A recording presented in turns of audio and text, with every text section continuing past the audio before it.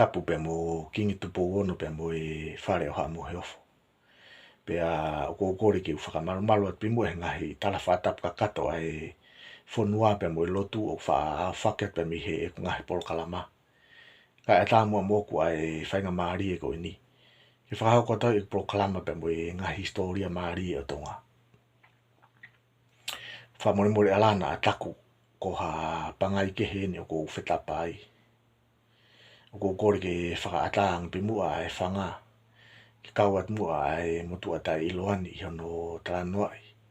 E tau ngahi historia maari e.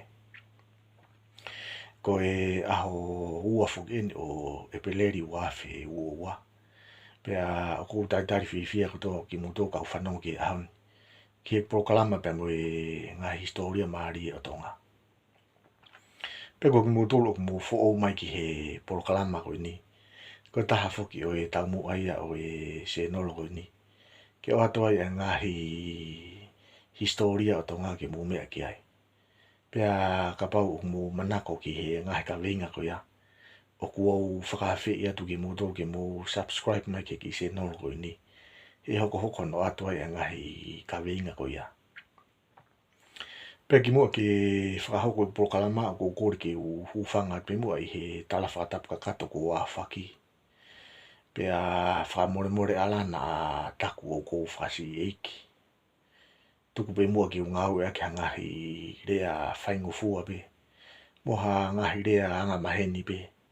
Ko uhi ke toi mahino ngofua ngai e ka venga. Teu tā noa ki ai. Ko ka venga e prokalama o e ahoni. Teu tā noa ai ki he tu iwa. Ki a siastupo ua. Pe ko ka venga ia ko ni ko e ka venga mo tu abea. O si lave i pea e muto ka atoa. Pea o si tohi pea i he historia o tonga. Ka kuloto pe ke whakama ua tu pea ka venga ko ni ki he ata. Na a toko ni ki he hako tupu e whonua. Ko e tupuanga o sias tupu wape ko he tupuanga tu iwa. Kuloto pe ke kamata ake e poini ko ni. Pea tau toki hoko ato ai pe. Ko tu iwa ko e moko puna ua ia. O sias tupu ulaki. Pea e toi mahino ange a ka vinga ko ni. Wati tau foki o Talanoa mai. Pe mi he kamata anga pe mi a sias tupu ulaki. Pe hangi pe ko ia ko whakahoko atu. Ko whakatulo watu kai tuku pe mua ki ngā aue ka ngahi rea anga maheni pe. Nai pe hena e tokolahi e ngahi hoa o sias tupu ulaki. Pea i he taimi tatau pena e tokolahi pe mo ni whanau hu whanga whakatapu. Pea koe ngahi hoa eni. Pea mo e whanau eni. O sias tupu ulaki o kourotu ke toko mai. Ki tau Talanoa ai. I he porokalama ko ni.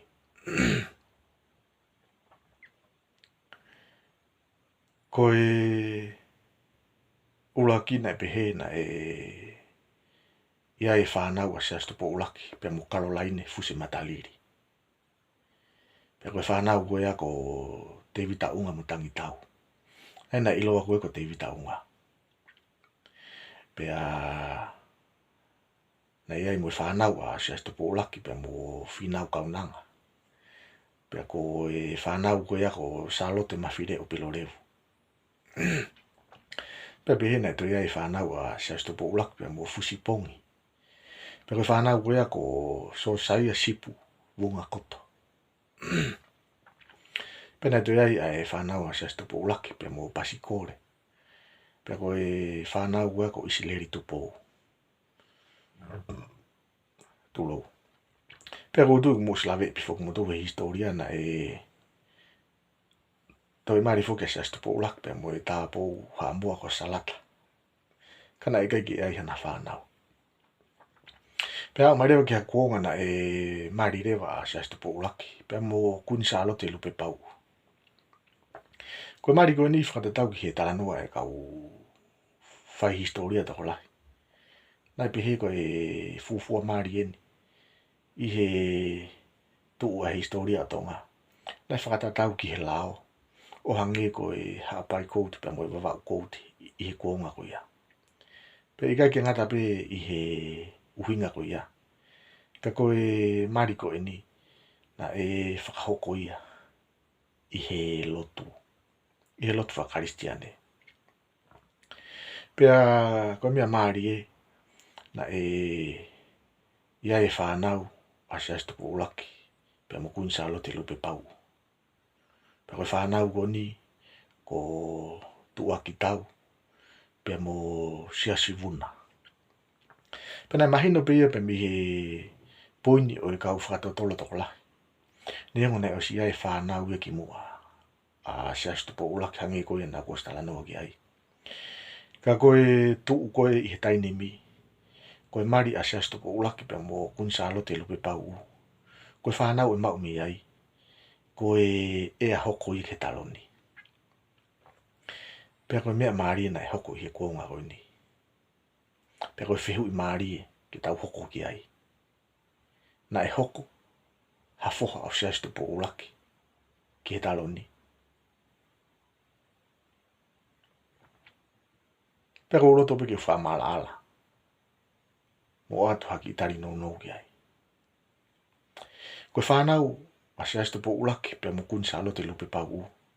Koe tua ki tau pe mo siasi vuna. Nai pekia ke I vare pe atua ki tau.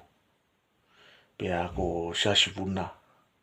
Nai pekia ia whafuofua. O ku tau hongo furutupu. Kono whakarea koe ki toi mahino ange. Koe mari a siastu po ulaki pe mo kunsa lote lupe pau. Niango na ea I na whanau. Kana e pekia e ngota mai ki koe ni. Pena e mahino mi he laine ko ia. Hikai ki hata hae ea ke taloni I he laine ko ia. Pea koe whihu I hoko. Ko hai rewa na ea ke taloni. Hoko. Osi ai pekia tua ki tau. Pea mo siasi vuna. Fui koe whihu I maari e ia. Hena e whoki re vaia. Ki he whanau a Caroline fusi mataliri pea mo tupo ulaki. Kia te vita unga mo tangi tau. Ai pena iloa pe koe ko te vita unga. Nai whanau forever te vita unga ia. Koe pirinis kalauni ia.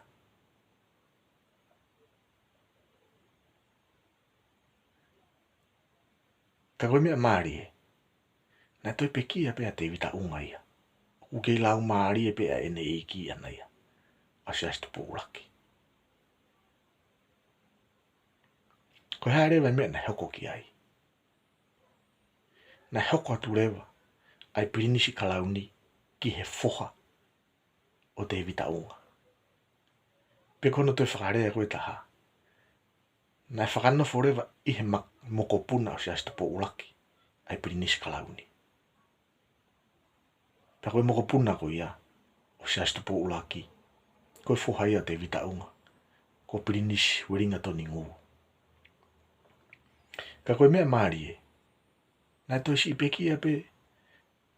Pea mo pirinisi weringa toni ngu ia. O kukei lau maari e pe a siastu po ulaki ia. Pana es mahina pe foki na e ai.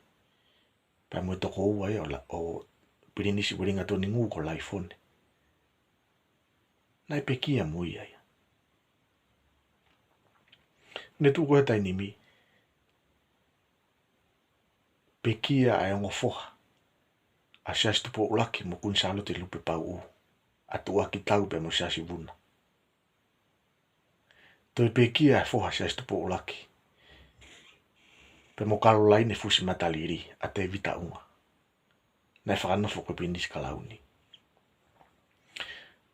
Toi pekia pe mo e foha ia o te vita unga. A pinis weringa toni ngu.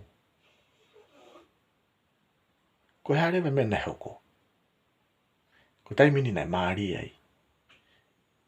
Hena e hoko mo ngahi mea. Mo ngahi historia maari ai o tonga koe ki uloto ki utala no ki ai hi polokalama koe ni. Ka te utok tala no ki ai I he ngahi polokalama ka hoko mai.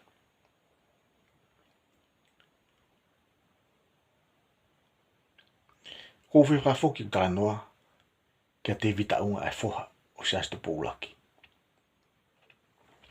Ko te vita unga nei ine whanau toko tolu. Ko pirinisi weringa toni ngu, ko laifone.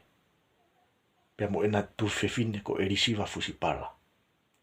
Pena ismaina befok na pekia te vita unga. Pekia pea mo pirinisi weringa toni ngu. Pekia mo laifone. Nau pekia na tolu ki lau maari pea tupo ulakia. Pea koe mea maari e. Fononga mai rewa ai laine e tui. Ihe o fefine o te vita unga. Ia erisiva fusipala. Pea ona toi whakarea koe ki toi mahino ange.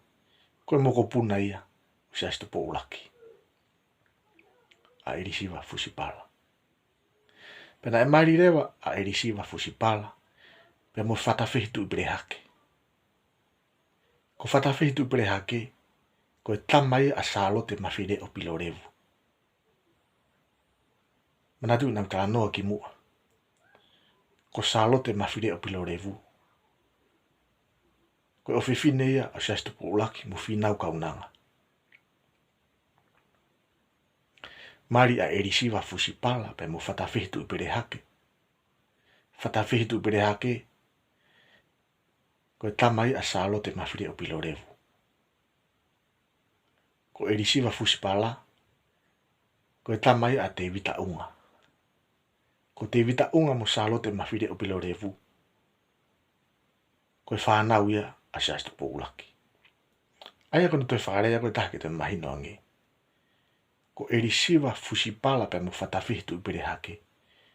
Ko ionga moko puna ulaki pe naua. O sias tupo ulaki. Pena e maari rewa a erisiva fusipala pe mo whatawhitu i bere hake. O mauai. Ai tu iwa. Pe ko sias tupo ua. Ko e maari ko a erisiva fusipala pe mo whatawhitu i bere hake. Ko e maari pene ai o first cousin. He ko erisiva fusipala ko ne tamaya te vita unga. Ko whatawhitu i bere hake. Ko ene whae a salote mawhire o pilorevu. Ko salote mawhire o pilorevu pe mo te vita unga. Ko e whanau ki naua atu po ulaki. Aia mahalo ko toki hoko ni ha me pehe i historia atonga. Kemba mao ai laine o taloni. O hoko ha moko puna ua ki taloni. Pea koe ki whakahalaki ia. Ka kumahau inga pe ki whakatongai ai puini ko ia. E ko loto ki whakaosia ke porokalama o e hauni. Ko sias tupo ua koe moko puna ua ia o sias tupo ulaki. O sias tupo ua ko ne whae a erisiva fusipala. Ko erisiva fusipala ko ne tamai a te vita unga. Ko te vita unga ko ne tamai a sias tupo ulaki. Papa te tau foki mai he laini taha. Ko sias tupo ua ko ne tamai a whatawhitu i bere hake. Ko whatawhitu i bere hake ko ne whae a salote mawhire o pilorevu. Pea ko salote mawhire o pilorevu ko ne tamai a sias tupo ulaki. Pea mari rewa a erisiva fusipala pea mo whatawhitu i bere hake. Ko e mari ai o first cousin o mauai a sias tupo ua na e hoko ko e tui ua. O kou tui u toko netu e ki porokalama ko ni ka teki mutou ka ainga. Pea kou loto ke whaasia ke ki porokalama ko ni u kore whamore more ka pau. Tō hawhetapa ki tua. Pea kou kore mu whamore more. Ia ngahi rea koe ke tāu mu wakai. Pea mu katak whamore more. Pea taim ta tau piko mutolo mu mea mai ke porokalama ko ni. O kou whakawhi e atu ki mutolo. Ke mu subscribe mai ke ki se nola ko ni. He hoko no atoi. Ngai tā no maari ke historia tonga. Ka tau vete mua i ke ahoni. Ele verewa e whetapa.